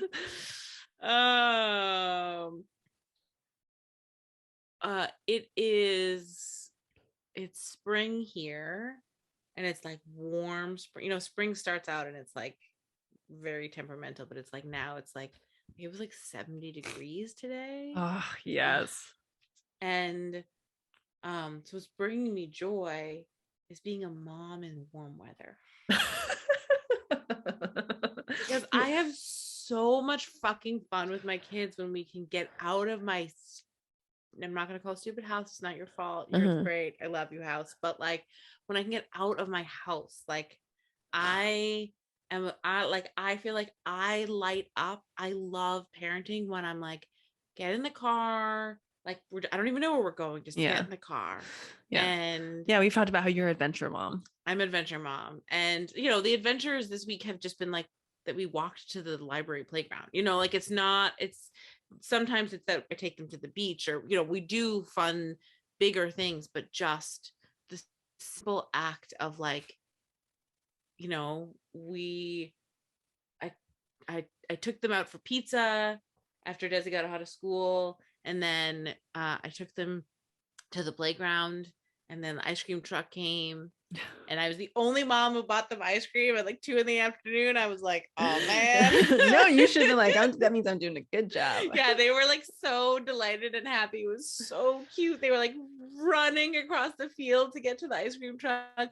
And then we went into the library, and they played like toys in the library, and I just like, read my book. But I just keep going. I just it made me feel so excited for the summer. Like it just reminded me of like this is when I have the most fun parenting. So yeah, being a mom in warm weather, that's what's bringing me joy. Completely understandable. I'm sure it's a whole different parenting experience when you're not, and it's not winter time and it's not snowing outside. Yeah, I mean, cold. Snow is actually really fun as a mom, but it's like the like I don't know, there's just like it feels like the world is cracking open, and I can't wait to like run around and find new adventures with them. Yeah, I mean, there's a permission that shows up for me, I think. Go ahead. Yeah. Yeah. I'm trying to think if I want to. I would be curious to know if it's like what that permission is, and if it's possible to transfer that over into winter somehow. Yeah, I mean, it's something I was more intentional about this past winter, but I think, I've shared before, like I definitely get some seasonal depression. Yeah. And this winter way less so, because I was really thoughtful about how I got really clear that it's actually the cold, it's not the dark. And that's actually pretty awesome though. Yeah. So this past winter was way less difficult than previous winters. And also there's nothing like just, you don't even need coats. Just get outside. Let's play soccer, Yeah. And how our bodies respond to spring, for sure. I mean, I think our bodies are like a flower too. And it's just like suddenly opening up and awakening. And it's like, oh, we need to go out. Yeah, for sure. Yeah. That's me in the warmth, for sure. Oh, all right. Thanks, Kyley. I love you so much. Yep. Thanks for listening, y'all. We love you. If you like the show, leave a review, share it with your friends, subscribe, all the good things. Yeah. All right. We love you. Thank you. Bye.